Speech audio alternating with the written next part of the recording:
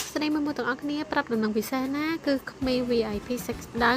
អាចជង្វិញខោជង្វិញយើងចូលស្តុកហើយចាអូយមួយខ្ញុំដឹងថាមួយមានការអត់ធ្មត់ទ្រាំចាំយូរជាមួយនឹងលេខកូដនឹងមែនតែនតម្រាំមានថ្ងៃនេះ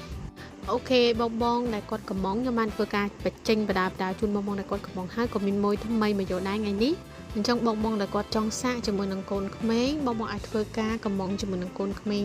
VIP ដៃវែងខោជង្វេស្ត្រង់របស់យើងបានតែក៏មានដៃខ្លីខោជើងខ្លីខ្លះលាយចូលគ្នាដែរណាមិនមែនថាអត់មានសោះទេ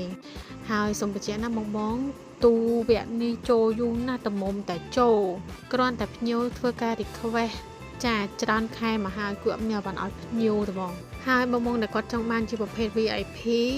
ខោជើងខ្លីអាចដៃខ្លីគឺយើងអត់ទាន់មានស្តុកទេតែយើងមាន grade A និយាយទៅអត់ដល់ VIP ទេតែបើស្តុក grade A គឺយើងមានចាំម្ដងការទៀតបងអាចធ្វើកម្មសាក់ជាមួយនឹងកូនក្មេងទាំងអស់គ្នាណាបងណាកូនក្មេងគឺជាប្រភេទអីវ៉ាន់ដែលងាយស្រួលលក់ជាងចំណោមអីវ៉ាន់ទាំងអស់បងសួរថាអ្នកលក់ទេបានប្រាប់ថាអីវ៉ាន់កូនក្មេងនោះវាងាយស្រួលលក់មូលហេតុដោយសារតែគឺវាមានចម្រោះមិនបានចាំបាច់បងទិញខោកបួយទឹកកបួយសុទ្ធអាវសុទ្ធយឺតសុទ្ធអីទេគឺថាក្នុងមួយគីបគឺយើងមានចម្រោះម៉ូដចម្រោះម៉ាក់ជូនបងតែម្ដងគឺមានខោមានអាវមានអ៊ីមានខោប៉ារ៉ាមានខោកបួយចាអាវទេត្រង់អាវនិយាយទៅសឹងថាសពសារពើនៅក្នុងហ្នឹងណាលើកម៉ូដមួយណាក៏អត់សាំដែរលើកម៉ូដមួយណា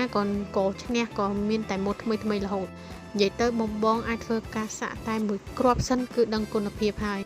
នេះសម្រាប់បងដែលគាត់មានជំនាញលក់កូនក្មេងឬក៏បងដែលគាត់ចង់សាកជាមួយនឹងមុខងារកូនក្មេងពីព្រោះបងមួយថ្មីគាត់អត់ដឹងថាលក់អីពីដំបូងមែនទេអញ្ចឹងបងអាចសាកជាមួយនឹង